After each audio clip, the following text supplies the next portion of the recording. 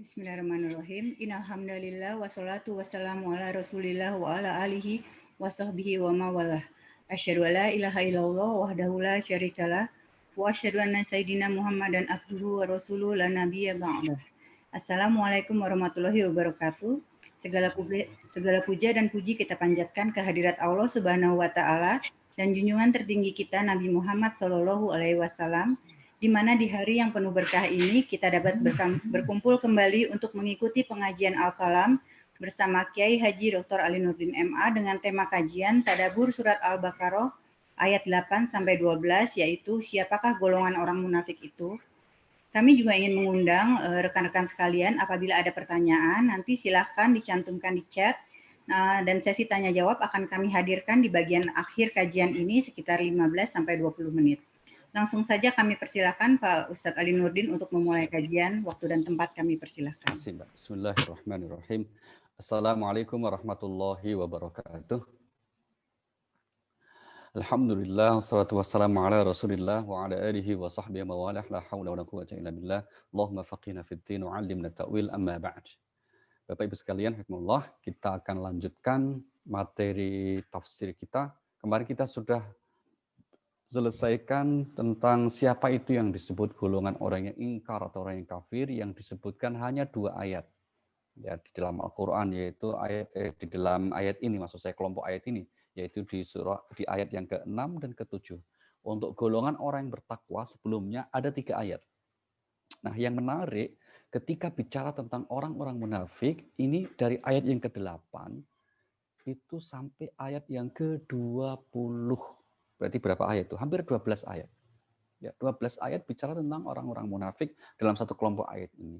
Mengapa kok panjang dan rinci sekali penjelasan orang munafik di dalam ayat ini? Nah, salah satu rahasianya, karena hakikatnya sifat munafik itu yang mengetahui pastinya hanya Allah Subhanahu wa taala. Bahkan Rasulullah pun itu tidak tahu seseorang itu munafik kecuali diberikan kabar oleh Allah Subhanahu wa taala. Maka cukup rinci salah satunya karena inilah salah satu golongan dalam sejarah umat Islam yang sulit sekali untuk diketahui dan menjadikan ribet gitu ya. Karena apa? Karena lahiriahnya mereka itu disebut di dalam ayat yang ke-8 itu, siapa sih mereka ini? Mereka kan secara lahiriah mengatakan, ayat 8 ya, surah 2 ayat 8 itu, wa minan nasi may yaqulu amanna billah wa bil yaumil akhir wa ma hum bimumin. Nah, ini salah satunya, kita mulai di sini. Siapa orang munafik itu? Silakan. Ya. Auzubillahiminasyaitonirrajim. Bismillahirrahmanirrahim. Dan di antara manusia ada yang berkata, kami beriman kepada Allah dan hari akhir. Padahal sesungguhnya mereka itu bukanlah orang-orang yang beriman. Ya, ada segolongan orang yang berkata, sesungguhnya kami adalah orang yang beriman. Ngaku sebagai orang yang beriman. Tapi sebetulnya dalam hatinya mereka bukanlah termasuk orang yang beriman. Mereka orang yang ingkar. Nah, maka itu secara sederhana definisi pengertian siapa itu yang dimaksud dengan orang munafik. Ya, orang yang antara hati dan ucapannya berbeda.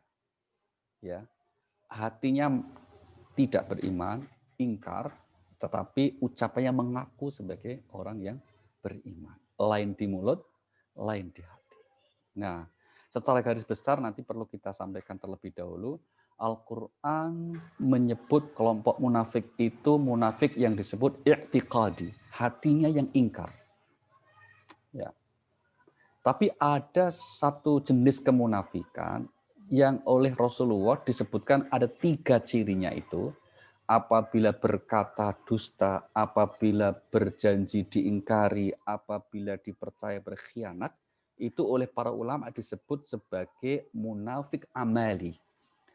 Perbuatannya yang munafik, tapi hatinya sebetulnya dia tidak benci atau tidak termasuk orang yang tidak beriman. Dia beriman, cuma memang hobinya kalau ngomong bohong, kalau berjanji diingkari, kalau dipercaya berkhianat. Nah, ini oleh Rasulullah disebut sebagai tanda-tanda orang yang munafik dalam konteks yang disebut munafik amali. Tapi keseluruhan ayat Al-Quran yang berbicara tentang munafik itu masuk kategorinya munafik jenis pertama, yaitu i'tiqadi, i'tikadnya, hatinya, yang sebetulnya ingkar, tapi kemudian dia menunjukkan seakan-akan sebagai orang yang beriman. Sampai-sampai di Al-Quran, untuk supaya ini clear bagi kaum muslim, bagi kaum mukmin siapa itu munafik, maka diturunkan surah khusus yang disebut sebagai surah Al-Munafiqun.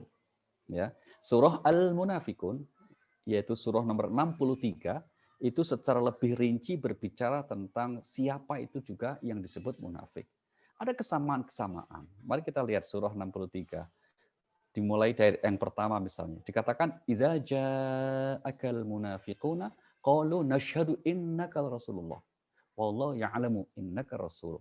Wallahu yashhadu innal munafiqina lakadzibun. Silakan, Mbak. Bismillahirrahmanirrahim. Apabila orang-orang munafik datang kepadamu Muhammad, mereka berkata, kami mengakui bahwa engkau adalah Rasul Allah, dan Allah mengetahui bahwa engkau benar-benar Rasulnya, dan Allah menyaksikan bahwa orang-orang munafik itu benar-benar pendusta. Iya.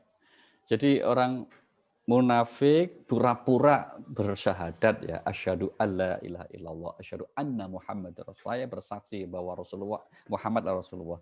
Tapi Allah tegaskan ya, karena Allah mengetahui persis apa yang di dalam hati orang tersebut, kelompok tersebut, maka Allah katakan dan Allah bersaksi mereka adalah berdusta dengan ucapannya itu. Nah, ini secara umum model karakter orang yang lain di mulut, lain di hati. Atau juga dalam konteks ini seringkali mudah sekali untuk menunjukkan keimanan, menunjukkan keingkaran bolak-balik begitu. Ini yang disebut di ayat 3-nya itu. Lanjutkan, Mbak. Ayat 3-nya di surah 63 tadi, ayat 3-nya dikatakan, "Dzalika bi annahum amanu tsumma kafaru fatubi'a 'ala qulubihim fahum la yafqahun." Aceh sedikit pencet. Bismillahirrahmanirrahim. Yang demikian itu karena sesungguhnya mereka telah beriman, kemudian menjadi kafir, maka hati mereka dikunci sehingga mereka tidak dapat mengerti. Iya, jadi mereka beriman kemudian menjadi ingkar karena apa? Pada akhirnya sepandai-pandai menyembunyikan sesuatu dalam hatinya, itu akan muncul juga aslinya itu. Maka kalau ada pepatah sepandai-pandai topai melompat akar jatuh, itu sepandai-pandai orang menutup apa yang dalam hatinya itu ya muncul juga. Aslinya memang ingkar, maka mereka termasuk golongan yang ingkar itu.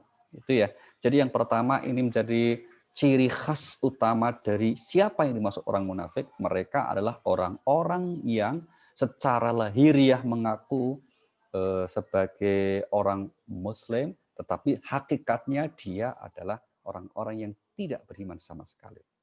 Maka Rasulullah sendiri cukup berat ya, kaum muslim sendiri cukup berat menghadapi kelompok seperti ini.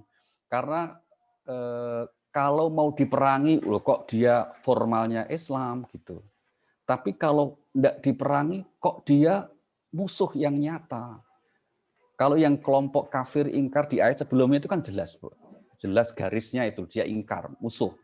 Tapi kalau orang munafik ini dalam kasus apalagi di Madinah ini mau dimusuhi ya bergaul sama kita sendiri, tapi kalau kemudian dibiarkan, nah maka ini bahaya sih, ibarat pepatahnya apa, musuh dalam selimut tuh. Sehingga Rasulullah sangat berat untuk menghadapi. Itulah Allah memberitahu tentang secara panjang lebar tentang siapa mereka ini.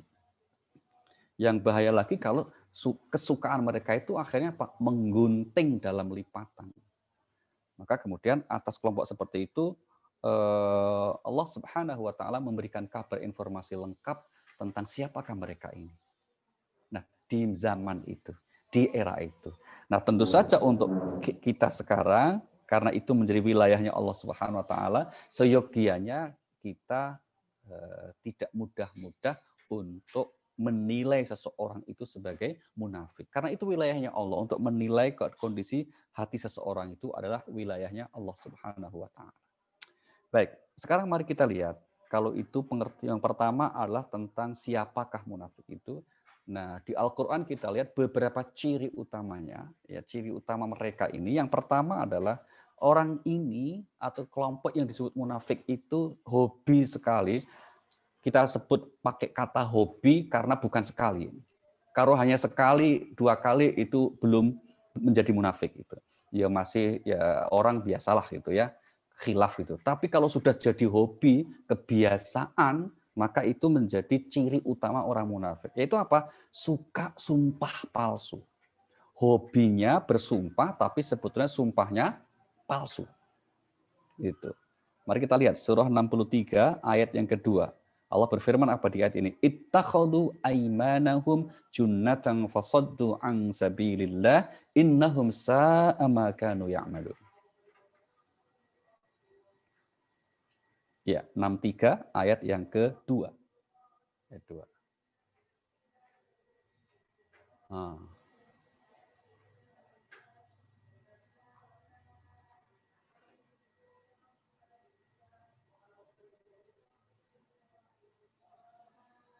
Oke, tidak bisa ya Mbak?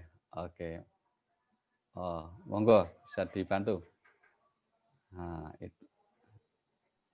Baik Pak, mohon maaf ya Pak Ali. Oke, Ini Mbak Rima silakan. sinyalnya juga jelek, hilang tiba-tiba. Oh gitu. Saya Baik. ulangi ya, surah 63 ayat yang kedua. Pak, mohon maaf ya Pak. Siap. Auzubillahi minasyaitonirrajim. Bismillahirrahmanirrahim. Mereka menjadikan sumpah-sumpah mereka sebagai perisai, lalu mereka menghalang-halangi manusia dari jalan Allah. Sungguh betapa buruknya apa yang telah mereka kerjakan. Ya, ada 2. Yang pertama, mereka menggunakan sumpah sebagai perisai, sebagai penghalang atas kesalahan mereka. Jadi kalau mereka dikatakan ingkar gitu ya, mereka dikatakan apa namanya, katakanlah ya semacam menolak begitu, tidak beriman. Wah nolak, oh, demi Allah aku ini beriman, aku ini friend itu. Aku teman, enggak, kamu nggak usah surga gitu loh bro. Nah, itu kalau pakai sumpah-sumpah hati-hati itu salah satu kebiasaan ciri utama orang yang disebut munafik tadi itu. Maka sungguh buruk ya. Ini termasuk salah satu jenis kategori dosa besar itu orang yang suka sumpah palsu. Dinyatakan Rasulullah Shallallahu Alaihi Wasallam ketika ditanya, ya Rasulullah, ya wahai Rasulullah, apa ini disebut kabair, al-kabair, dosa besar itu apa?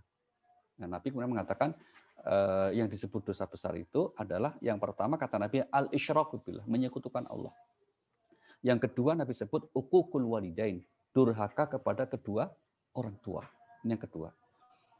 Yang ketiga, Nabi ketika mau meneruskan menyebut yang ketiga itu, posisi Nabi itu tadinya menyandar duduknya. Tapi terus bangun tegak untuk menunjukkan ini bahaya dan banyak dan apa namanya termasuk sangat besar dosanya. Apa itu? Qaulaz zur kata Nabi, yaitu sumpah palsu, sumpah bohong. Maka termasuk dosa besar. Nah, inilah kebiasaan orang munafik yang suka sekali dia itu menggunakan sumpah-sumpah bohong, sumpah palsu untuk menutupi keburukannya. Maka hati-hati Bapak Ibu, teman-teman untuk tidak mudah-mudah mengatakan demi Allah, wallahi, yang itu adalah makna sumpah. Ya, kalau sampai itu ternyata palsu sumpahnya itu, maka konsekuensinya itu adalah dosa yang besar. Na'udzubillahi min dzalik. Baik. Kemudian juga termasuk salah satu ciri utama orang munafik yang ada dalam surah yang sedang kita tafsirkan, yaitu di surah Al-Baqarah, pada ayat yang ke-9-nya dikatakan di ayat ini apa? Yukhadi'unallaha walladzina amanu wa ma yakhda'una illa anfusahum wa ma yash'urun. Bismillahirrahmanirrahim. Mereka menipu Allah dan orang-orang yang beriman, padahal mereka hanyalah menipu diri sendiri tanpa mereka sadari. Iya. Jadi niat mereka ngaku-ngaku sebagai orang beriman itu salah satu tujuannya untuk menipu Allah gitu. Jadi Allah itu dipikir seperti temannya bisa ditipu gitu karena dikiranya nggak tahu hatinya, nggak tahu isi dalam hatinya. Maka terus bilang aku beriman, aku itu ngaku Muhammad itu Rasulullah gitu. Padahal hatinya ingkar bahkan musuh benci sekali gitu kan. Nah itu mereka bermaksud menipu Allah dan juga menipu orang yang beriman. Padahal apa yang dalam hati mereka kan Allah ketahui. Maka Allah katakan sebenarnya mereka sedang menipu dirinya sendiri. Nah termasuk urusan tipu menipu ini ya menjadi ciri utama kelompok yang seperti ini.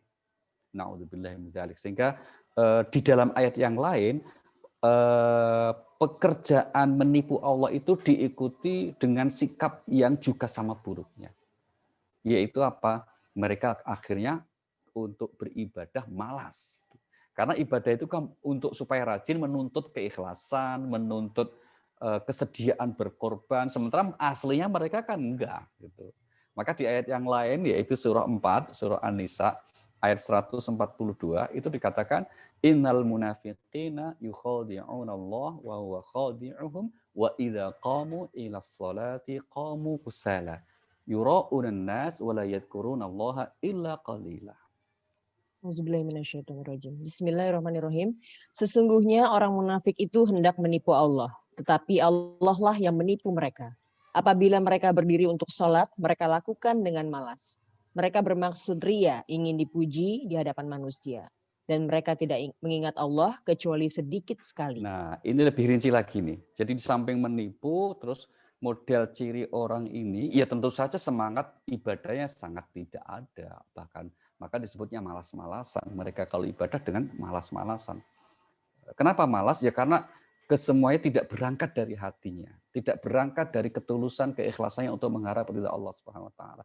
Padahal siapa saja yang ingin coba istiqomah dalam ibadahnya, persyaratannya apa? Dia harus melaksanakan ibadah itu karena panggilan jiwanya.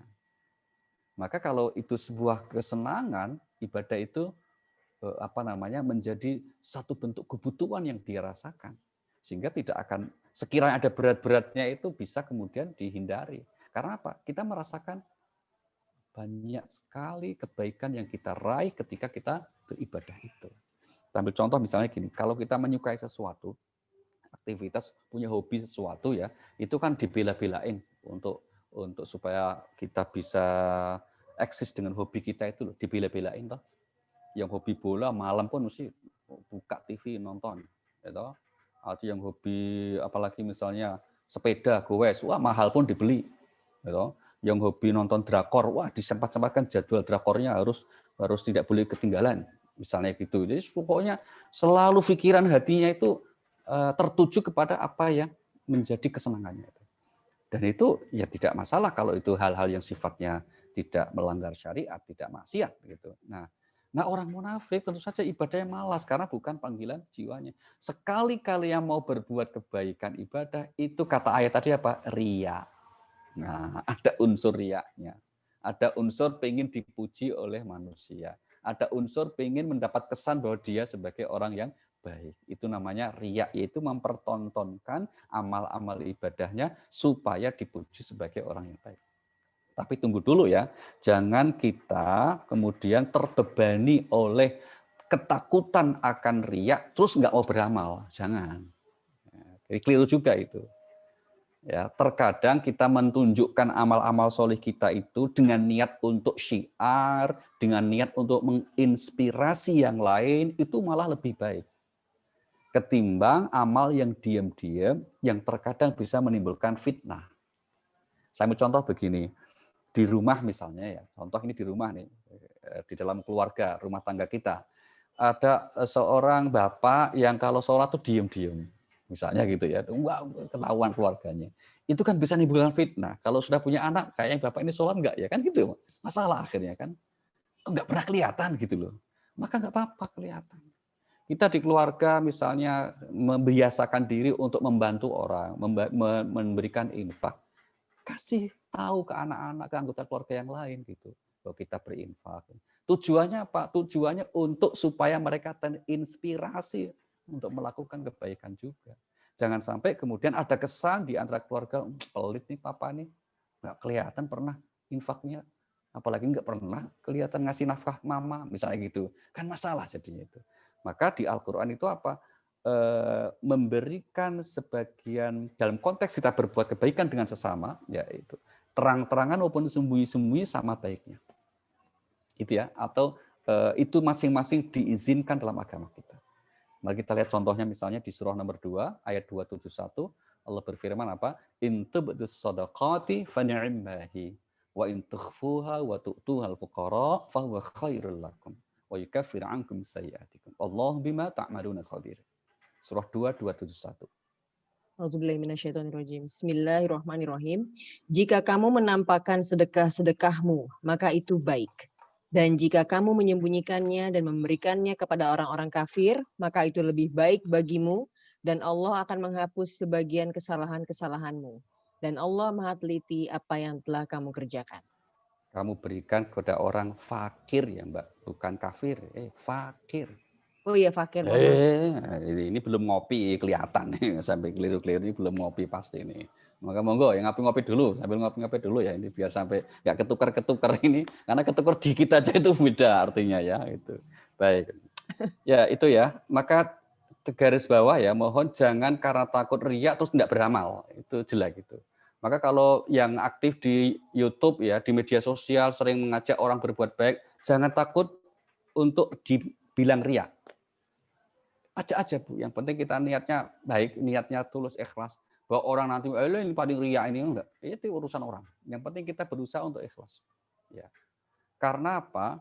Karena kita melakukan kebaikan, meskipun mungkin ada sedikit unsur riaknya, itu masih lebih baik ketimbang yang tidak melakukan kebaikan karena takut riak gitu loh. Paham ya Bu ya? Saya ulangi ya. Orang yang melakukan kebaikan, apa saja amal kebaikannya, apakah infak, sedekah, memberi pertolongan, memberi bantuan, empati kepada orang, di foto, ada sedikit unsur riaknya misalnya, senang kalau dipuji orang kalau dia berbuat baik, misalkan ada unsur riak gitu, itu masih lebih baik ketimbang orang yang tidak beramal karena takut riak. Dulu. Karena kalau orang itu tetap beramal meskipun ada unsur riaknya, ya, ada unsur itu berarti nggak dominan, ya, ada unsur riaknya, itu nanti kita mohon ampun, beristighfar kepada Allah, ya Allah ampunilah kalau ada amal-amalku yang mengandung riak, mohon diterima, ampunilah. Insya Allah diterima, diampuni oleh Allah. Tapi kalau orang itu nggak punya amal, terus bilang ya Allah terimalah, apanya terimalah, nggak punya kok, gitu ya. Itu maka beramal meskipun ada unsur riaknya itu masih lebih bagus ketimbang yang tidak beramal karena takut riak, karena takut tidak ikhlas. Baik, ini ciri lain kembali tadi ya. Maka orang-orang yang ini bermaksud menipu Allah, bermaksud menipu orang-orang yang beriman. Padahal sebenarnya mereka sendiri yang golongan tertipu pada hakikatnya. Baik. Mari kita lanjutkan di ayat yang ke-10, surah 2 ayat 10. Kenapa sampai ada golongan munafik seperti itu, kelakuan seperti itu? Ayat ini menjawab, fi qulubihim maradun fazadahumullahu marada wa lahum adzabun alimun bima kanu yakdzibun. Silakan, Pak. Auzubillahiminasyaitonirrajim. Bismillahirrahmanirrahim. Dalam hati mereka ada penyakit, lalu Allah menambah penyakitnya itu. Dan mereka mendapat azab yang pedih karena mereka berdusta. Iya, dalam hati mereka ada penyakit. Penyakit apa? Nah, para ulama kemudian menyebutnya ini jenis penyakitnya namanya nifak atau kemunafikan. Orangnya namanya munafik, penyakitnya namanya nifak. Yaitu apa? Yaitu jenis penyakit di mana sebetulnya hatinya itu ingkar, tapi pura-puranya itu atau formalitasnya itu mengaku sebagai seorang yang beriman. Oh ini.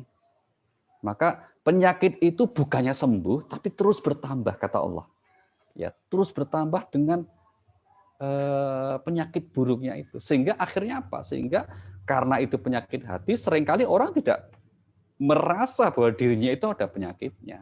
Kan seringkali gitu ya. Misalnya ada orang yang mohon maaf itu punya penyakit hati katakanlah iri atau dengki gitu ya. Kedengkian itu penyakit hati. Tapi sebetulnya kalau tidak segera ditobati, terkadang itu kedengkian itu makin menjadi-jadi. Nah, sebetulnya Allah memberi peringatan dengan hatinya itu supaya tidak diteruskan karena bagaimanapun penyakit itu akan membahayakan si pelakunya sendiri. Tapi yang bersangkutan terkadang tidak menyadarinya bahwa dia sedang mendapatkan penyakit seperti itu. Maka salah satu bentuk cara mengobatinya tentu saja dengan ilmu, dengan takarrub kepada Allah, itu yang dapat membantu untuk mengobati penyakit hatinya. Nah, Nah, di antara penyakit hati selain munafik itu apa lagi? Nah, kebiasaan mereka ini sukanya, mohon maaf ya, itu apa? Menyuruh orang untuk berbuat baik, tapi dia lupakan dirinya sendiri. Nah, ini dalam bahasa asing namanya jarkoni. Jarkoni itu bisa ngajar ke orang lain, tapi tidak bisa ngelakoni dirinya sendiri. Itu namanya bahasa Jerman, jarkoni. Ya. Ini yang disebutkan di surah nomor 2 Al-Baqarah ayatnya yang ke-44. Atamuruna an-nasa bil birri wa tansawna anfusakum wa antum tatlunal kitab. Afala taqilun. Nah, itu sifat mereka juga. Auzubillahiminasyaitonirrajim. Bismillahirrahmanirrahim. Mengapa kamu menyuruh orang lain mengerjakan kebajikan sedangkan kamu melupakan dirimu sendiri? Padahal kamu membaca kitab Taurat. Tidakkah kamu mengerti? Tuh, tidakkah kamu mengerti? Afala taqilun tuh terjemahnya tidakkah kamu mengerti? Tidakkah kamu menggunakan akalmu? Afala taqilun. Mohon jangan diterjemahkan secara keliru ya, karena ada yang menerjemahnya kurang pas itu. Afala taqilun, apakah nggak bisa diakali? Bukan beda toh, gitu kan. Apa kamu tidak mengerti? Kamu menyuruh orang lain untuk berbuat baik, untuk menghindari berbuat baik. Ternyata dia melupakan dirinya tidak melakukannya. Maka itu salah satu ciri kemunafikan juga. Na'udzubillahi min dzalik. Nah, kalau itu dilakukan oleh orang Muslim, orang yang sebetulnya bukan munafik karena hatinya tidak membenci keimanan, ya, tidak membenci kebenaran, tapi ada penyakit ini juga yang menimpa seorang yang Muslim. Maka disebutnya orang-orang yang beriman. Maka di surah 61 ayat yang kedua dan ketiga itu berkaitan dengan ada sementara orang yang beriman melakukan demikian. Maka Allah tegur itu, ya ayyuhalladzina amanu lima taquluna ma la taf'alun. Kabura maqtan 'indallah an taqulu ma la taf'alun. Auzubillahiminasyaitonirrajim. Bismillahirrahmanirrahim. Wahai orang-orang yang beriman, mengapa kamu mengatakan sesuatu yang tidak kamu kerjakan? Itu sangatlah dibenci di sisi Allah jika kamu mengatakan apa-apa yang tidak kamu kerjakan. Nah, itu sangat dibenci di sisi Allah, ya. Di sisi Allah dibencinya. Kalau kamu mengatakan sesuatu yang kamu tidak melakukan, yang tidak kamu kerjakan. Maka kita bermohon kepada Allah Subhanahu wa taala kiranya dihindarkan dari jenis penyakit yang seperti ini. Yaitu apa? Model penyakit di mana orang suka sekali ya menyuruh-nyuruh orang lain tapi melupakan dirinya sendiri. Nah, yang terkena penyakit ini poin ini ya, nyun sewu, mohon maaf, itu sebetulnya lebih banyak menimpa, kalau mau jujur ya, para ustadz, para pendakwah. Karena mereka kelompok yang diamanai untuk mengajak orang berbuat baik toh. Maka konsekuensi dari seorang pendakwah, seorang ustadz yang mengajarkan agama seyogianya menjadi model atau menjadi contoh atas apa yang disampaikan. Maka sebetulnya berat. Dan inilah rahasia keberhasilan dakwah Rasulullah. Sehingga kemudian Rasulullah itu kita yakini bukan sosok yang jago orasi, ya, jago atau orator ulung, tidak. Tapi kenapa kok kemudian berhasil dalam dakwahnya? Karena bisa menjadi contoh, bisa menjadi teladan. Rasulullah adalah satu antara apa yang dia ucapkan dengan yang dia lakukan. Ada kesamaan, kesatuan yang diucapkannya dan di hatinya. Nah, itulah maka bisa apa yang beliau ucapkan menjadi bermakna, menjadi sampai kepada pendengarnya. Ini berbeda dengan orang yang kemudian hanya menyampaikan saja, ternyata tidak pernah melakukan. Itu pasti tidak akan bermakna ucapannya. Kalau toh terasa indah, itu hilang begitu saja. Ini bedanya ya, orang yang melaksanakan petunjuk-petunjuk dengan yang mengabaikannya. Na'udzubillah min dzalik. Baik. Berikutnya kita lanjutkan di ayat utama kita. Profil munafik yang disebut di Al-Baqarah ini, yaitu di ayat yang ke-11. Nah, orang munafik itu sangat suka sekali, mohon maaf ya, pencitraan. Oh, kalau sekarang kira-kira gitu. Dia suka sekali dengan pencitraan. Mencitrakan dirinya baik, dirinya itu bagus, dirinya itu orang yang suka kebaikan itu. Padahal aslinya jelek dan suka menimbulkan kerusakan. Nah, ini disebut di ayat 11 ini. Wa idza qila lahum la tufsidu fil ard, dia bilang qalu innama nahnu muslihun. Silakan Mbak, ayat 11, surah 2 ayat 11.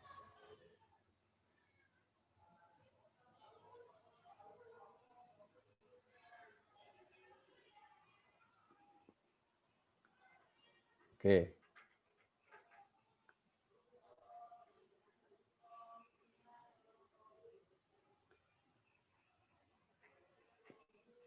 Cek satu. Halo? Nggak dengar, Mbak? Nggak bisa? Oke. Baik, baik. Ada yang bisa membantu? Mungkin? Tidak? Oke, Mbak? Tes, 1, 2. Oke, Kedengaran? Pak. Baru Oke. bisa, Pak. Mohon maaf sekali Oke, lagi. oke. Ini kayak lagi banyak. Iya, iya.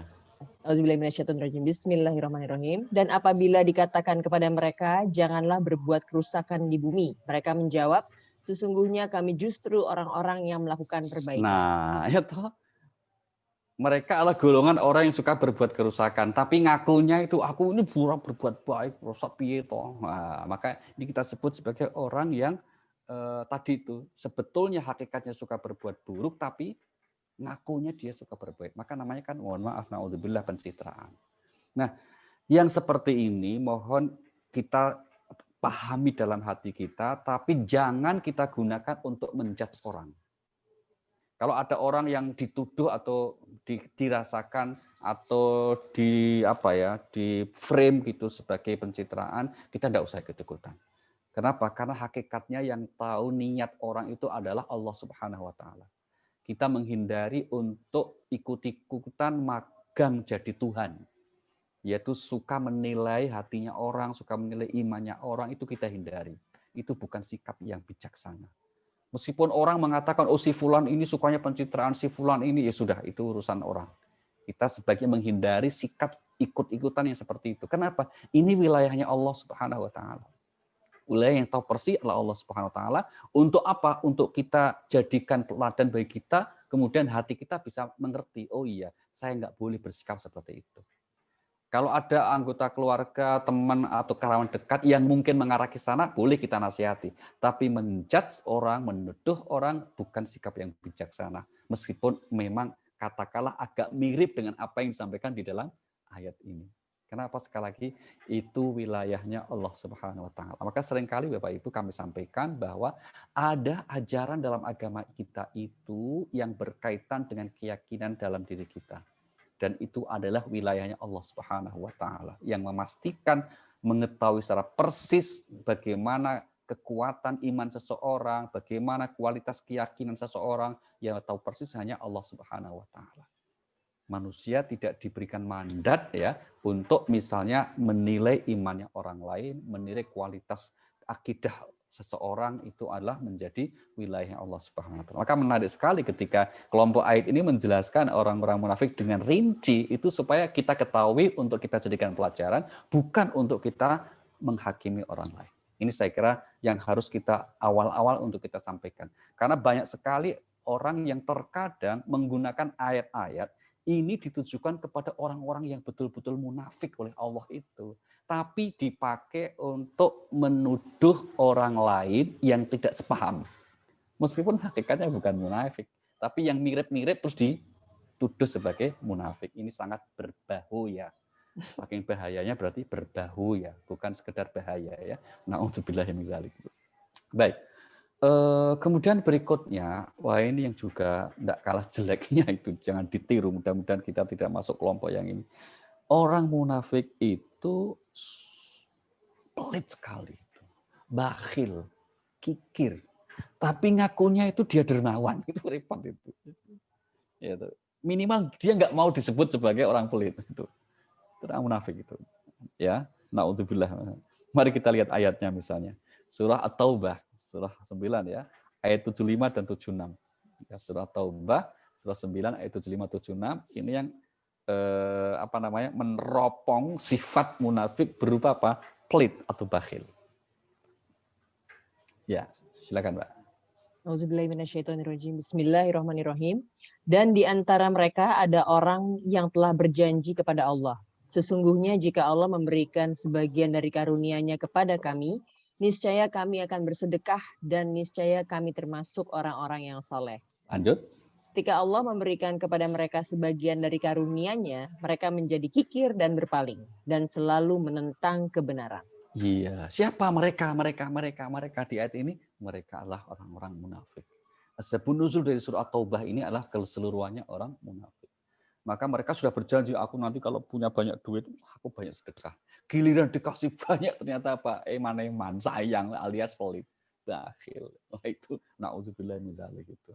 Makanya nyun sewu kita punya keinginan untuk diberi kelapangan rezeki, untuk berbagi itu bagus. Kata Rasulullah, kita itu nggak boleh iri kecuali dalam dua hal.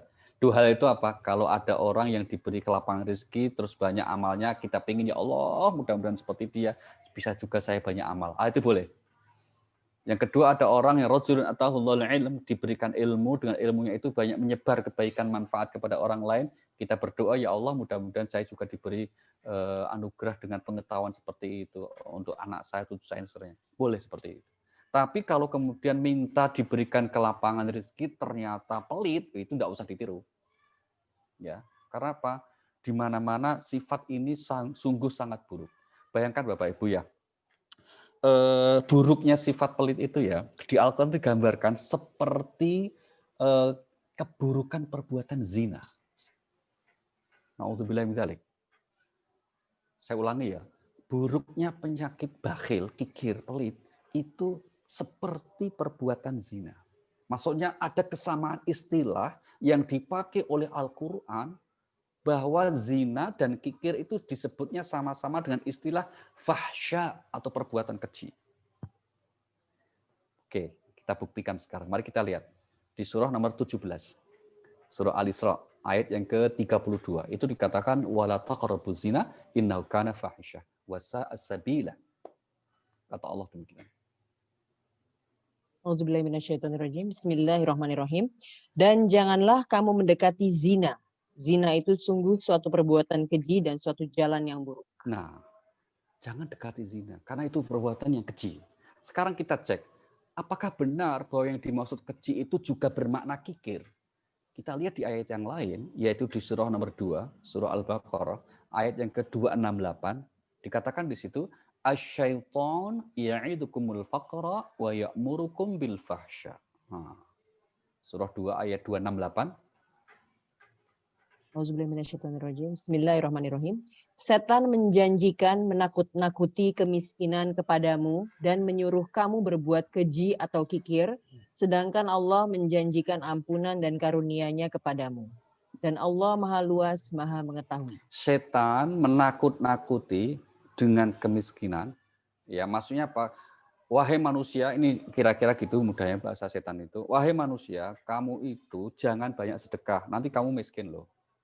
Maka sebaiknya kamu itu kikir. Nah, itu logika setan begitu. Karena kalau kamu sedekah, kamu miskin, maka kamu jadilah orang kikir.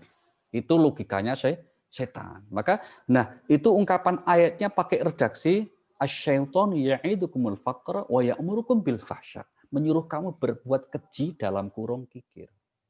Nah pertanyaannya, kenapa kikir sampai disebut sebagai perbuatan keji seperti halnya perbuatan zina? Ini bukan semata-mata kualitas dosanya yang sama besarnya ya, tapi juga dilihat dari kesamaan efek buruknya, akibat buruk dari kedua perbuatan dosa ini sama, yaitu apa? Kehancuran masyarakat. Kalau perbuatan zina itu menghancurkan tatanan sosial masyarakat sehingga mengacaukan nasab orang, kalau kumpul kambing, kumpul kebu kan nggak ketahuan. Nggak ketahuan nanti ini siapa anaknya, siapa keturunannya. Kacau kan, akhirnya masyarakat kacau. Nggak ketahuan siapa bin-bintinya. Gitu. Sama dengan orang kalau pelit, maka itu tidak tatanan masyarakat akan kacau. Kenapa? Orang yang mampu tidak mau membantu orang yang tidak mampu. Kenapa? Pelit. Sedangkan orang yang tidak mampu, orang yang kekurangan, tidak mau membantu juga orang yang mampu. Kenapa? Pelit. Kacau akhirnya. Padahal dalam hidup ini, manusia selalu ya di dalam strata kehidupan ini ada yang diberi kelebihan, ada yang diberi kekurangan. Ada yang punya banyak, ada yang punya sedikit. Tujuan Allah apa? Agar saling kerjasama, saling membantu. Nah, kalau kaya semua kan susah kita mencari orang-orang yang kita butuhkan untuk bekerja sebagai pegawai, misalnya kecil. Susah. Maka di sini skenario masing-masing menjalani perannya itu pasti ada hikmahnya. Nah, orang munafik pelit. Maka ini penyakit yang berat. Gitu. Al-Quran mengatakan orang itu kalau bakhil, sebenarnya dia bakhil pelit terhadap dirinya sendiri. Coba kita lihat surah 47 ya, surah Muhammad, ayat yang ke-38, ayat terakhir, Allah berfirman apa? Ha antum haula'i tud'au litunfiqu fi sabilillah. Faminkum may yabkhalu wa may yabkhal fa inna may yabkhalu an nafsihi. Wallahu ghaniyyu wa antumul fuqara. Wa in tatawallaw yastabdil qauman ghairakum tsumma la yakunu amsalakum. Bismillahirrahmanirrahim. Ingatlah kamu adalah orang-orang yang diajak untuk menginfakkan hartamu di jalan Allah. Lalu di antara kamu ada orang yang kikir, dan barang siapa kikir, maka sesungguhnya dia kikir terhadap dirinya sendiri. Dan Allah lah yang maha kaya, dan kamulah yang membutuhkan karunia-Nya. Iya. Jika kamu berpaling dari jalan yang benar, dia akan menggantikan kamu dengan kaum yang lain, dan mereka tidak akan durhaka seperti kamu. Iya, jadi orang munafik itu kikir, dan kalau orang itu pelit, hakikatnya dia pelit terhadap dirinya sendiri. Maksudnya akibat pelitnya itu akan menimpa orang yang pelit itu juga. Bentuknya apa? Macam-macam. Contohnya misalnya kalau orang itu pelit pasti nggak disukai orang. Ya, termasuk sesama orang pelit itu nggak suka itu, saking jeleknya, buruknya itu. Mesti hidupnya susah itu. Orang nggak mau kan bekerja sama dengan orang yang pelit. Ya. Orang dijauhi itu. Kalau sudah sampai ketahuan karakternya itu adalah pelit, maka itu membawa keburukan dunia dan akhirat. Sehingga kita berlindung kepada Allah dari sifat pelit seperti ini. Karena itu memang menjadi salah satu sifat negatif yang menghancurkan kehidupan manusia dan membawa keburukan dunia dan akhirat. Baik, satu lagi, karena ini panjang ya, tapi satu lagi ciri utama kaum munafik ini yang dilukiskan di Al-Quran apa? Orang munafik itu punya kesukaan amar mungkar nahi ma'ruf. Nah, bingung loh. Amar mungkar nahi ma'ruf. Kan kalau orang beriman itu amar ma'ruf nahi mungkar. Dia itu kebalikan. Dia sukanya amar mungkar nahi ma'ruf. Yaitu apa? Menyuruh yang mungkar tapi melarang yang ma'ruf. Nah, sifatnya itu diabadikan oleh Allah ya di surah At-Taubah, surah nomor 9, ya kita lihat ayat 67. Al-munafiquna wal munafiqatu ba'dhuhum min ba'd ya'muruna bil munkar wa yanhauna 'anil ma'ruf wa yaqbiduna aydiyahum. Nasallahu fa nasiyahum. Innal munafiqina humul fasiqun. A'udzubillahi minasyaitonirrajim. Bismillahirrahmanirrahim. Orang-orang munafik laki-laki dan perempuan, satu dengan yang lain adalah sama. Mereka menyuruh berbuat yang mungkar dan mencegah perbuatan yang ma'ruf, dan mereka menggenggamkan tangannya atau kikir. Setelah melupakan kepada Allah, maka Allah melupakan mereka pula. Sesungguhnya orang-orang munafik itulah orang-orang yang fasik.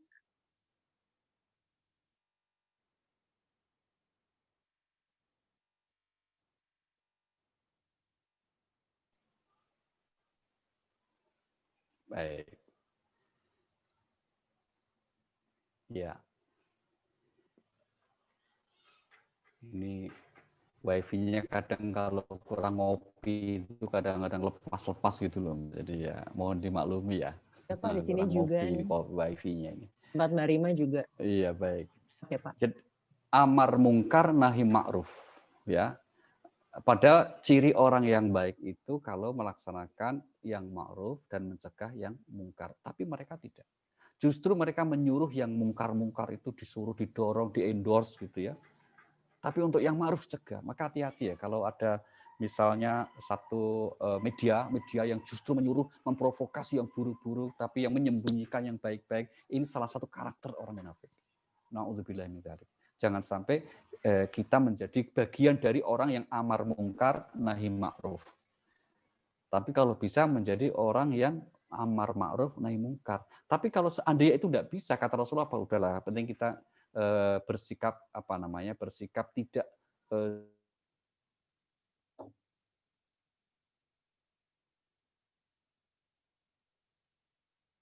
menimbulkan kehidupan masyarakat yang baik. Ketimbang kemudian justru mendorong untuk perbuatan mungkar. Apa itu yang disebut mungkar? Mungkar itu segala bentuk perbuatan buruk yang akibat bahayanya itu bisa menimpa banyak orang. Salah satunya apa? Hoax. Ya, menyebarkan apa? Hoax. Maka orang munafik itu juga punya hobi menyebarkan hoax alias berita bohong. Nah, itu bukti amar mungkarnya di situ. Mari kita lihat surah nomor 24 ayat 11. Ini bahaya hoax itu luar biasa. Innalladzina ja'u bil ifki usbatun minkum la tahsabu syarran lakum bal huwa khairul lakum likulli imri'in minhum maktasaba min itsm walladzi tawalla kibrahu minhum lahu 'adzabun 'adzim. Auzubillahi minasyaitonirrajim. Bismillahirrahmanirrahim. Sesungguhnya orang-orang yang membawa berita bohong itu adalah dari golongan kamu juga. Janganlah kamu mengira berita itu buruk bagi kamu, bahkan itu baik bagi kamu. Setiap orang dari mereka akan mendapat balasan dari dosa yang diperbuatnya. Dan barang siapa di antara mereka yang mengambil bagian terbesar dari dosa yang diperbuatnya, dia mendapat azab yang besar pula. Langsung ayat 15-nya, Mbak, coba. Langsung ayat 15-nya di surah yang sama itu. Apa kata Allah? Baik, Pak. Ingatlah ketika kamu menerima berita bohong itu dari mulut ke mulut dan kamu katakan dengan mulutmu apa yang tidak kamu ketahui sedikit pun dan kamu menganggapnya remeh. Padahal dalam pandangan Allah itu adalah soal yang besar. Nah, ini sesungguhnya orang yang membawa berita bohong, membuat berita bohong itu bukan orang lain. Maksudnya orang lain itu apa? Ya dikenal, itu disebut munafik tadi. Maka karena bersama Rasulullah juga, gitu ya. Kalau lihat asbabun nuzul dari ayat ini berkaitan dengan peristiwa yang dialami oleh Siti Aisyah, Ummul Mukminin istri Rasulullah yang dituduh telah berbuat yang enggak dengan seorang sahabat. Yang menyebarkan gosip itu siapa? Itu orang munafik itu. Dia sebarkan berita bohong. Maka di ayat 15-nya dikatakan ketika berita bohong itu sudah menyebar dari mulut ke mulut, kalau sekarang mungkin maksudnya berita bohong menyebar viral dari grup ke grup gitu ya, di grup-grup WA menyebar viral itu, kamu mendiamkan, kamu menganggap itu hal sepele saja. Padahal itu suatu hal yang besar, yaitu dosanya besar di sisi Allah Subhanahu wa taala. Maka jangan sampai kita menjadi bagian orang yang kemudian menyebarkan berita bohong atau hoax. Karena bahayanya itu sangat luar biasa bagi kehidupan sosial masyarakat kita, bagi umat kita. Kalau kita tidak mengerti hakikat kebenarannya, lebih baik kita diamkan atau langsung di-delete saja. Atau bahkan seandainya benar sekalipun informasi itu, tapi kalau disebarkan tidak membawa kemaslahatan, kalau diceritakan tidak ada kebaikannya, jangan diceritakan. Ini sikap ini dalilnya, argumentasinya apa? Dari kisah Nabi Yusuf alaihissalam. Nabi Yusuf itu kan beliau suatu saat bermimpi. Ya, dia bilang sama bapaknya, ini ra'aitu ahada asyara kaukaba wa syamsa wal qamara ra'aitum li sajidin. Pak, aku kok mimpi toh, Pak? Mimpi apa le? Kira-kira gitu. Ada 11 bintang, matahari, bulan sujud kepadaku. Maka jawaban Nabi Yakub apa? Qala ya bunayya la taqsus ru'yaka ala ikhwatika. Wahai anakku, sini-sini. Tolong simpan mimpimu ya. Jangan kamu ceritakan kepada saudara-saudaramu. Karena Nabi Yakub tahu sensitif banget, ini pasti bahaya ini. Meskipun itu mimpi benar, mimpi seorang calon nabi loh, benar. Nggak bohong kan beliau kan, nggak bikin hoax itu. Tapi kalau diceritakan bisa menimbulkan fitnah, bisa menimbulkan. Maka sebaiknya tidak semua yang kita ketahui, semua yang kita lihat, yang kita dengar harus diceritakan. Contoh, ibu lihat suami teman ya sedang di hotel, ya ngobrol sama teman lain gitu. Ibu langsung, wah, ini sama siapa ini? Kok kayaknya, wah, langsung kemudian diceritakan kepada istrinya itu yang juga temannya itu. Aku tadi lihat suamimu begini itu. Itu namanya dalam bahasa agama itu namimah. Namimah itu boleh jadi usaha mengadu domba. Meskipun dia lihat benar nggak bohong, tapi apa gunanya kita ceritakan? Wong kita nggak tahu hakikatnya apa yang dikerjakan di saat itu. Saat dia tahu sekalipun kalau itu ternyata misalnya sekali lagi tidak manfaat untuk diceritakan, sebaiknya dihindari. Nah, orang munafik nggak kayak gitu. Bahkan sebuah kebohongan sekalipun dia sebar-sebarkan. Untuk apa? Untuk tujuannya. Na'udzubillah min dzalik. Maka ancaman Allah sangat berat. Di penutup ayat 11 tadi dikatakan Allah, setiap orang yang ikut terlibat dalam penyebaran berita bohong itu akan mendapatkan dosa. Dan dosa terbesarnya akan diterima oleh produsen hoax-nya itu. pembuat berita bohong itu. Na'udzubillahi min dzalik. Baik, mungkin itu ya untuk beberapa catatan kita tentang seputar profil orang-orang munafik. Ya, seputar profil orang-orang munafik sebagai pengantar. Nanti kelanjutan berikutnya juga masih berisi beberapa informasi tentang orang munafik di dalam surah Al-Baqarah ini. Harapannya kita mentadabburi ayat-ayat seperti ini, semoga Allah jauhkan kita dari sifat kemunafikan tersebut. Saya kembali ke Mbak Rima, monggo Mbak Rima. Mungkin ada yang langsung kita buka sesi tanya jawab, kami persilahkan.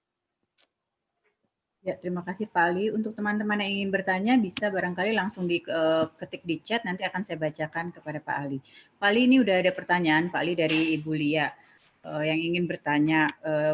Beliau bertanya bahwa beliau beberapa kali melihat tausiah Ustadz yang berapi-api dan isinya memicu kemarahan. Jadi Bu Lia ini ingin menanyakan apakah ada ajaran atau ayat khusus mengenai cara penyampaian ajaran agama yang baik, dan kalau tidak dilakukan apa ada konsekuensinya. Terima kasih Pak. Terima kasih Bu Lia. Surah nomor 16 ya Mbak. Ayat 125. Jangan pergi dulu Mbak Naja, surah 16 125 ya. Allah berfirman, apa itu? Ud'u ila sabili rabbika bil hikmah wal mau'izatil hasanah wajadilhum billati hiya ahsan. Silakan. Bismillahirrahmanirrahim. Serulah manusia kepada jalan Tuhanmu dengan hikmah dan pengajaran yang baik, dan berdebatlah dengan mereka dengan cara yang baik. Sesungguhnya Tuhanmu dialah yang lebih mengetahui siapa yang sesat dari jalannya, dan dialah yang lebih mengetahui siapa yang mendapat petunjuk. Iya. Bagi yang pernah belajar tentang metode dakwah dalam Al-Quran, semua buku yang menulis metode dakwah pasti menulis rujukan utama ayatnya ini, yaitu surah 16 125. Apa itu? Serulah Tuhan manusia kepada jalan Tuhan, yaitu berdakwah. Ajaklah mereka dengan cara apa? 3 cara. Yang pertama dengan sikap bijaksana, hikmah. Itu apa? Dengan contoh, ya, dengan bentuk uswah hasanah. Kalau orang-orang dekat kita jangan banyak terlalu nasihat. Misalnya istri itu jangan nasihatin suami, di samping nggak bisa dinasihati ya, itu ya juga sebaiknya nggak usah banyak nasihati. Sebaliknya seorang ayah, seorang suami juga nggak perlu banyak-banyak nasihat kepada anggota keluarganya. Terus diapain dong? Kasih contoh dan kasih nafkah, kira gitu lah itu. Dan kasih contoh nggak dikasih nafkah ya berat juga. Misalnya istri disuruh rajin ibadah tapi nggak punya rekeningnya kosong, itu berat gitu kan. Maka dikasih contoh dan kasih nafkah itu. Itu bil hikmah nomor 1. Yang kedua apa? Seandainya harus memberi nasihat, kata Allah, berikan nasihat yang bijaksana, yang baik. Nasihat yang baik itu apa? Pilihan katanya tepat, ya tidak kemudian mengandung penghasutan, penghinaan, apalagi kemarahan. Yang ketiga, perhatikan Ibu. Allah bilang, kalau harus adu argumentasi, berdebat, mungkin dengan orang non-muslim, katakanlah gitu ya. Kan boleh saja dakwah dengan orang muslim misalnya gitu. Atau dengan sesama muslim, seandainya harus adu argumentasi dan urusan agama, kata Allah, wajadilhum billati ahsan. Lakukan dengan cara yang terbaik. Bukan cara yang baik. Ini pakai bentuk superlatif. Lakukan dengan cara yang terbaik. The best way, jalan yang terbaik. Bukan sekedar baik. Ini berarti apa? Dalam adu argumentasi itu bukan untuk menjatuhkan, tapi untuk memunculkan ini loh argumentasi yang menurut kami dalilnya ini hadisnya ayatnya yang kuat seperti ini. Setelah 3 cara ini kata Allah stop, jangan dilanjutkan. Karena Tuhan sudah tahu siapa yang dapat petunjuk, siapa yang akan menolaknya. Sudah tahu Tuhan, selesai. Dan tugas kita emang sampai di situ saja. Satu lagi ayatnya, dakwah ini. Mari kita lihat, Mbak.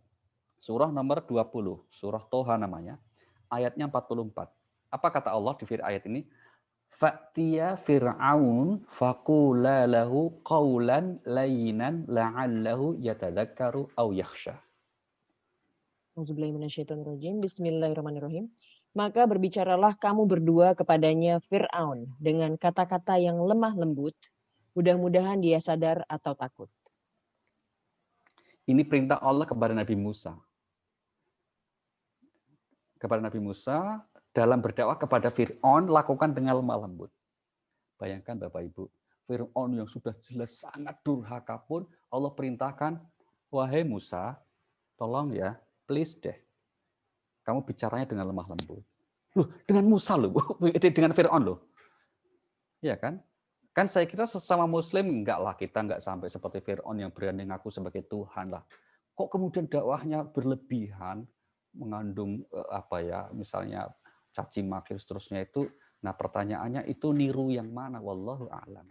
Nah pertanyaan lanjutannya, apakah ada konsekuensinya? Ya konsekuensinya ya pertama dari sisi sosial ya bersiap berarti akan mendapatkan image ya ini orang berdakwah tidak pada tempatnya. Meskipun terkadang ada juga yang ikuti kan. Terkadang juga ada yang ngikuti, paling tidak ada yang nonton, terus ada yang likes, itu paling tidak kan begitu kalau di YouTube itu. Nah, tapi jelas ini menerabas etika dalam berdakwah yang diajarkan oleh agama. Kira-kira seperti itu. Sehingga kemudian konsekuensi dari sisi agama ya jelas itu berdosa, bahkan nanti di akhirat.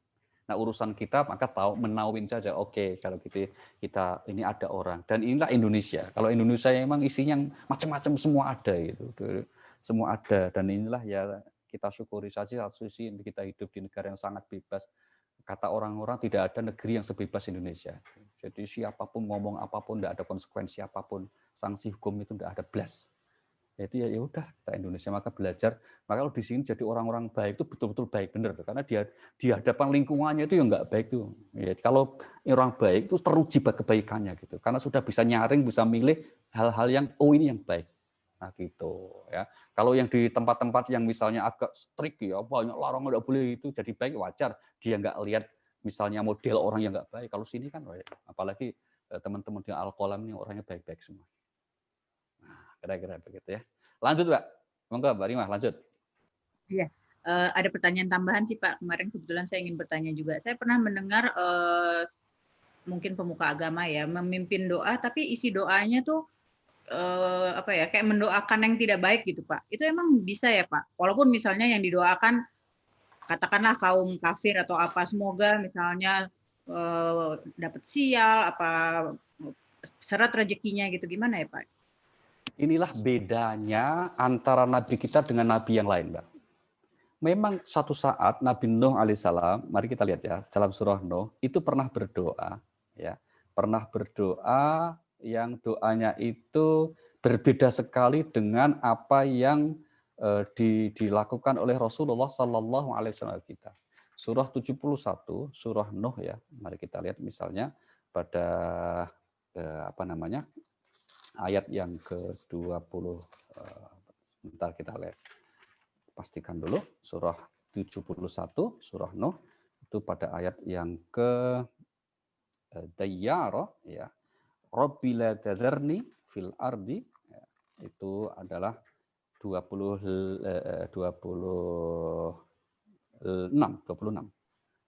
Surah 71 ayat 26. Bismillahirrahmanirrahim. Dan Nuh berkata, ya Tuhanku, janganlah engkau biarkan seorang pun di antara orang-orang kafir itu tinggal di atas bumi.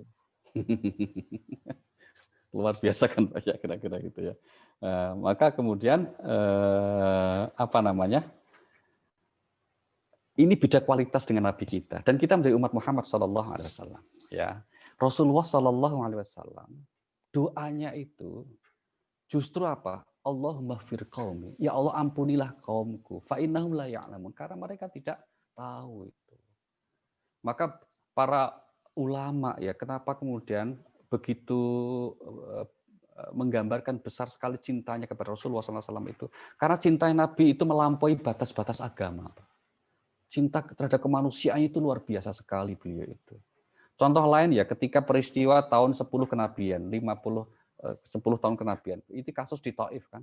Di Taif itu Rasulullah kan ketika di Mekah dikuyo-kuyo, diusir-usir gitu karena yang melindungi sudah wafat, yaitu Abu Talib dan istri beliau Khadijah. Maka beliau hijrah ke Taif ya 80 km dari Mekah untuk mencoba peruntungan, saya tahu orang Taif menerima dakwahnya. Tapi ternyata kan enggak. Mereka juga kemudian menolak dakwah. Bahkan ada yang melempari batu sampai Rasulullah berdarah terus kemudian bersembunyi di di kebun, ya di kebunan, ada yang menyebut kebun kurma, ada yang menyebutnya itu perkebunan anggur gitu ya. Intinya apa? Sampai malaikat Jabalain, malaikat dua bukit yang ada di situ itu mereka terus menyapa Rasulullah, ya Rasulullah, apakah engkau izinkan aku akan menimpakan ini kepada orang Taif, penduduk Taif ini. Jadi malaikat itu menawarkan untuk apa, menghabisi orang Taif biar habis semua, karena apa, menghina kamu, karena mencaci kamu, karena mencelakai kamu. Kalau nggak mau ya wis nggak mau gitu aja, jangan mencaci lah, kira-kira gitu pikirannya itu. Kalau Rasulullah bukan nabi ya, model kita mesti yes alhamdulillah, makasih malaikat, kira-kira gitu kan. Tapi karena beliau itu nabi ya, nabi yang paling top ya, Sayyidul Mursalin. Apa kata nabi itu? Jangan. Kalau mereka sekarang nggak mau beriman, mudah-mudahan nanti keturunannya mereka beriman. Karena kalau dihabisi semua, dan nanti kan siapa yang akan meneruskan? Maka termasuk nggak boleh kita menyikapi termasuk yang dengan misalnya, karena seandainya sekarang katakanlah mereka menentang Islam orang tuanya, tapi kan boleh jadi keturunannya kan banyak sekali. Dalam sejarah itu Khalid bin Walid itu memusuhi Nabi, jadi panglima perang orang kafir dalam perang Uhud loh. Sampai kalah umat Islam, Rasulullah itu kalah. Tapi kemudian beliau masuk Islam dan membela Islam, menjadi panglima Islam juga. Demikian juga Umar bin Khattab dan kisah-kisah yang lain. Jadi kalau ada yang mendoa seperti itu, mungkin pakai dasar ini, Mbak, pakai dalil ini. Tapi kemudian ini kan sebagai bentuk pengecualian yang seharusnya kita mencontoh apa yang dilakukan oleh Rasulullah Sallallahu Alaihi Wasallam. Oke, lanjut. Berikutnya dari Mbak Ira nih, Pak. Bagaimana nih Pak kalau hukumnya kalau kita langsung meninggalkan tausiah yang istrinya barangkali kurang baik seperti yang tadi dibahas? Boleh nggak sih? Ya, seandainya tausiahnya baik, mau ninggalin ya boleh juga kok, Mbak. Ini tausiahnya isinya baik nih, izin mau ninggalin karena punya kepentingan, itu boleh kok. Ya dengan catatan mohon izin saya ada keperluan, itu kira-kira enggak apa-apa. Itu. Wah apalagi nggak baik gitu loh, Mbak. Gitu. Wong isinya tausiah baik, seninggalin aja boleh. Apalagi kalau kemudian tausiahnya nggak baik. Daripada kemudian kita berada di majelis itu akhirnya kita tidak nyaman, bahkan ikut berbuat dosa, maka lebih baik ya paling tidak ikut seudon sama orang gitu, jadinya kita membenci orang yang mungkin diprovokatori gitu ya. Kalau kemudian tausiahnya lewat media sosial ya langsung unfollow aja atau unsubscribe gitu, kira-kira gitu loh. Itu kan meninggalkan juga, itu nggak apa-apa. Jadi kita tetap bisa menjaga diri nyaman dengan kan memang saringannya pada akhirnya kembali kepada diri kita. Saya ulangi, saringannya itu pada akhirnya kembali kepada diri kita. Kalau kemudian yang kita saksikan, yang sebetulnya kita harapkan itu adalah petunjuk, ya, ajaran agama yang baik, yang bisa mencerahkan, membangun, kok yang kemudian kita peroleh bukan yang seperti itu, akhirnya kita daripada kemudian setiap mendengarkan itu, akhirnya kok tumbuh hal-hal yang tidak baik dalam diri kita, perasaan kita campur aduk, nggak karu-karuan, kadang-kadang uring-uringan sama keluarga karena beda-beda pandangan politiknya misalnya, itu ya kan nggak baik. Maka artinya apa ya, sudah tinggalkan dengan cara yang baik, nggak masalah gitu ya. Baik. Nambah lagi Pak, sebenarnya definisi dari tausiah kalau isinya caci maki dan penuh kebencian kan bukan tausiah ya Pak? Oh iya bukan, tausiah itu kan memberi nasihat yang baik. Ya, kalau itu isinya kebencian ya berarti bukan tausiah, itu namanya provokator. Nah, kira-kira begitu. Baik. Ya. Berikutnya ya Pak ya, dari Ibu Lucy Hermadi, Pak Ali mau bertanya, batasan arti kikir itu sebatas mana ya? Karena walaupun kita bersedekah, sepertinya kan masih jauh secara kuantitas dari yang dicontohkan oleh sahabat Nabi kalau berinfak. Oke, baik. Bisa dibantu surah nomor 6 ayat 132. Ini jawabannya. Walikullin darujatim mimma amilu.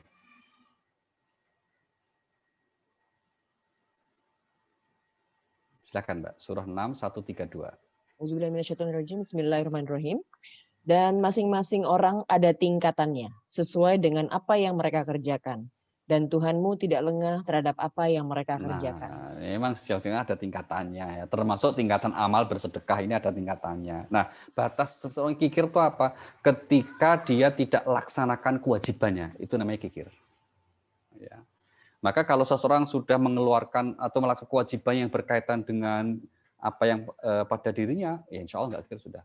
Contoh kalau berkaitan dengan nafkah, seorang suami sudah menafkahi keluarganya dengan baik, kan kewajiban tuh suami, ya. Atau kalau dia sudah punya harta sampai nisab, dia keluarkan zakatnya, sudah ditunaikan. Wah itu sudah nggak kikir itu. Nah, kalau makanya persentase nggak bisa seperti sahabat, ya itu tingkatannya macam-macam. Nah, kalau pengen ikut ya monggo. Tapi kalau mampu sebatas melaksanakan kewajiban, sudah dinilai tidak kikir. Maka dalam istilah agama ada bertingkat-tingkat itu. Ya ada yang pada sampai tingkat yang namanya as-sakhi, dermawan. Ada tingkat yang namanya isar. Isar itu mementingkan orang lain timbang diri sendiri. Nah, itu sebagian sahabat bisa melakukan seperti itu. Sehingga kemudian ini ya pilihan-pilihan pilihan kita ya. Maka apalagi kalau itu sudah dalam konteks keluarga, tentu harus ada kebersamaan ya dalam keluarga itu. Jangan sampai orang semangat beragama tapi pasangannya kemudian kurang, terus akhirnya seringkali terjadi perbenturan, itu tidak baik juga. Sehingga kalau bisa yang satu jangan terlalu cepat pengen, gitu, tapi yang satu jangan juga terus sama sekali nggak gerak, lambat-lambat, akhirnya merasa nggak didukung, jangan juga. Gitu ya. Jadi bersama-sama. Nah, kembali ke tadi itu, insya Allah kalau kita sudah tunaikan kewajiban kita, berarti sudah tidak kikir. Ya, itu namanya orang baik, meskipun baiknya baik minimalis. Nah, karena baru sebatas wajib-wajib saja. Kalau yang ingin ya bagus lagi lebih, ya tidak hanya wajib, tapi yang ditunaikan yang sunnah-sunnah. Kalau mau persentase berapa, ya sesuai dengan kesadaran masing-masing. Lanjut. Dari Bu Diana nih Pak Ali, kalau sharing berita politik viral tapi pendapat-pendapatnya belum tentu benar juga, hukumnya bagaimana ya Pak? Ya itu nggak pakai hukum Pak, namanya ya nggak benar, nggak baik, gitu, ya kan? Jadi yang seperti itu artinya sharing apapun, apakah termasuk politik atau apapun yang kemudian membuat grup kita yang tujuannya untuk silaturahim itu tidak nyaman, apalagi sampai terpecah, mengundang adu argumentasi perdebatan yang nggak selesai-selesai, sebaiknya dihindari. Itu aja poinnya. Sebaiknya dari sini nggak hanya masalah politik, tapi memang yang paling potensial bikin pecah belah kan politik. Dan itu dari dulu itu Mbak. Para sahabat itu nyun sewu, mohon maaf, sejarahnya itu terpecah bukan karena perbedaan pandangan keagamaan, masalah tafsir ayat, enggak. Mereka masalah politik. Sampai puncaknya terjadi saling bunuh itu ke persoalan politik. Maka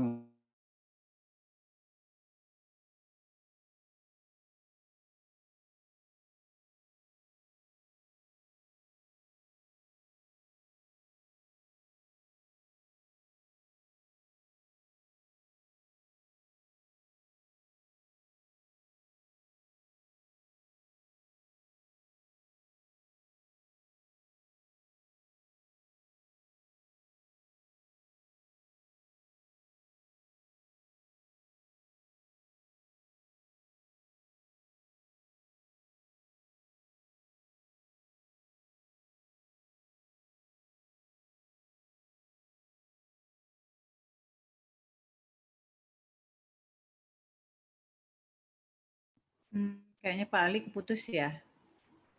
Sebentar.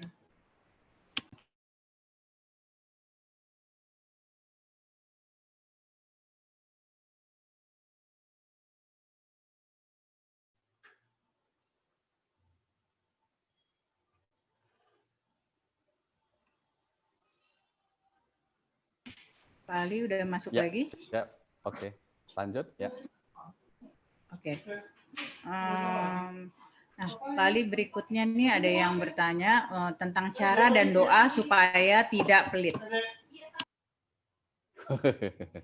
Cara dan doa supaya tidak pelit. Tidak pelit. Ya. Tidak pelit. Iya. Sebetulnya kita bisa berdoa dengan bahasa kita ya. Tapi memang ada satu doa redaksi khusus dari Rasulullah SAW. Ya, Allahumma inni a'udzubika minal bukhl. Ya Allah, aku berlindung kepada Engkau dari kebakhilan. Nah, maka kita bisa mengamalkan doa tersebut, memohon kepada Allah, paling tidak dengan redaksi kita juga boleh, ya Allah, aku berlindung kepada Engkau dari sikap pelit, dari kebakhilan. Nah, itu salah satu jenisnya seperti itu. Tapi yang penting sebetulnya ikhtiar kita untuk berusaha tidak pelit. Nah, itu yang penting. Jadi supaya kemudian kita tidak termasuk golongan yang pelit, itu dengan cara ya segera bersikap untuk apa? Ya membantu sedapatnya kita bisa. membantu sedapat yang kita bisa kita lakukan. Maka insya Allah itu sudah bagus sekali. Bisa kita membantu apa, menolong apa, itu kita lakukan, maka insya Allah itu suatu kebaikan juga. Oke. Berikutnya Pak Ali dari Ibu Rina. Pak Ali, bolehkah kita memejamkan mata ketika sholat atau berdoa untuk supaya lebih khusyuk gitu Pak? Sholat itu sepenuhnya kita berusaha mengikuti Rasulullah Sallallahu Alaihi Wasallam ya, seperti hadis Nabi, "Sallu kama ra'aitumuni usalli." Sholatlah seperti kalian melihat aku sholat. Nah, secara umum cara sholat Nabi itu tidak memejamkan mata. Maka kemudian sebaiknya memang tidak memejamkan mata dalam sholat. Tapi kalau sesekali pas baca ayat tertutup pejam, ya enggak apa-apa ya. Tapi yang penting tidak sepanjang sholat dari Al-Fatihah sampai salam merem terus, itu jangan. Ya itu tidak baik gitu. Tapi sesekali nggak apa-apa. Nah, tapi kalau berdoa di luar sholat boleh. Ya kita berdoa di luar sholat, ya Allah sambil nunduk gitu, ini mohon betul, boleh gitu. Kadang terasa akhirnya air mata menetes, itu boleh-boleh saja. Ya. Baik, lanjut. Pak Ali, tadi Ibu Endah mau bertanya, doa yang tadi Bapak baca yang berbeda dengan doa Nabi Nuh itu yang beda 180 derajat. Doanya itu di surat apa ya Pak? Doa di surat doa itu apa? Baik. Yang doa Rasulullah Sallallahu Alaihi Wasallam itu disebutkan dalam hadis. Disebutkan dalam hadis Nabi. Insya Allah nanti kami mungkin dalam pertemuan berikutnya kami share doa dari Rasulullah tersebut yang untuk umatnya. Disinilah mengapa ya Rasulullah itu kemudian oleh Allah itu ya sampai dalam bahasa kita itu Allah itu sampai heran juga gitu. Kok Nabi itu sayangnya kayak gitu, itu sampai heran. Bayangkan sampai sayangnya itu kan sampai beliau mengorbankan diri sendiri. Ditegur oleh Allah di Al-Qur'an itu, wahai Nabi, kamu tuh jangan kayak gitu toh. Gitu. Sikapmu itu kok sampai mencelakai dirimu sendiri. Orang nggak mau diajak, ya wes, nggak usah kamu terlalu pikirin kayak gitu. Nah, fala'allaka bakhi'un nafsaka 'ala atharihim illam yu'minu bihadzal hadits ya safa. Hampir-hampir kamu mencelakai dirimu sendiri wahai Nabi gara-gara kamu mengajak orang nggak mau. Kamu sedih. Nah, itu Allah bilang jangan gitu. Wes, ya sudahlah kayak itu. Memang sifat utama Rasulullah itu apa? Azizun 'alaihi ma'anittum harisun 'alaikum bil mu'minina raufur rahim. Itu yang disebut Allah di surah nomor 9 ayat yang ke-128. Apa itu? Sifat utama Rasulullah Sallallahu Alaihi Wasallam. Ya, 128, silakan. Bismillahirrahmanirrahim. Sungguh telah datang kepadamu seorang Rasul dari kaummu sendiri. Berat terasa olehnya penderitaan yang kamu alami. Dia sangat menginginkan keimanan dan keselamatan bagimu. Penyantun dan penyayang terhadap orang-orang yang beriman. Nah, ya kan? Beliau sangat menginginkan kebahagiaan, keselamatan kamu. Berat penderitaan beliau kalau umatnya itu juga menderita. Beliau sangat penyantun dan penyayang terhadap umatnya. Oke, begitu Mbak. Masih ada? Sudah habis Pak. Sudah habis ya. Baik. Terima kasih Bapak Ibu sekalian, teman-teman atas kebersamaannya sore ini. Sekali lagi mudah-mudahan majelis kita ini menjadi majelis yang senantiasa diberikan keberkahan oleh Allah Subhanahu wa taala. Dan untuk itu mari kita bersama-sama memanjatkan doa dengan membaca suratul Fatihah yang kita niatkan, yang utama tentu untuk kita semuanya, semoga senantiasa Allah berikan perlindungan, curahkan rahmat dan keberkahannya kepada kita semua.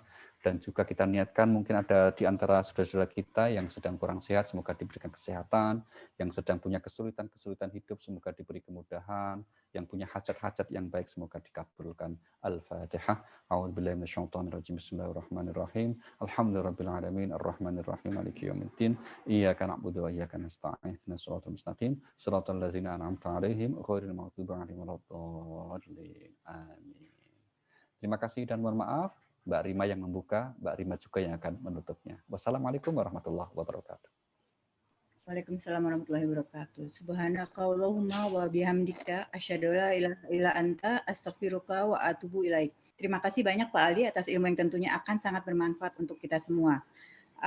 Kajian ini akan kami lanjutkan di kajian yang akan datang insya Allah pada hari Minggu 15 November 2020 pukul 4 sore dengan tema kelanjutan surat Al-Baqarah. Terima kasih atas perhatian dan waktunya Bapak Ibu sekalian. Mohon maaf apabila ada kekurangan. Kami dari Kajian Al-Kalam undur diri. Wassalamualaikum warahmatullahi wabarakatuh. Waalaikumsalam warahmatullahi wabarakatuh.